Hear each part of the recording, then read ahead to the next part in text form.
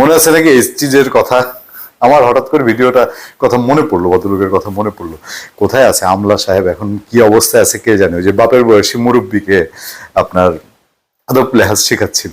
আমি একটু হোল্ড করতে বলতেছি। আপনি কি বললেন কথা? আমি আপনাকে হোল্ড করতে বলতেছি। আপনি নির্বাহী ম্যাজিস্ট্রেট, আমি মনে আছে নাকি আপনাদের? ওই যে ওবায়দুল কাদেরের এক পিস ছিল না, মাসুদ ভালো হয়ে যা। মাসুদ শেষে খুলনায় গেছিল না, প্রমোশন টমোশন হয়ে গেছিল। মাসুদ কেমন আছে একবার খোঁজ নিব।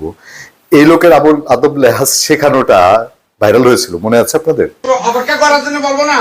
আপনি আমাকে বললেন হোল্ড অন, তো কি করব? আমি তো এমন আপনি বলবেন যে আপনি একটু অপেক্ষা করেন। মানে একজন লোক ম্যাজিস্ট্রেসি করতে গেছে, হোল্ড অন কেন বললে, তাও একজন বয়স্ক সিনিয়র সিটিজেন।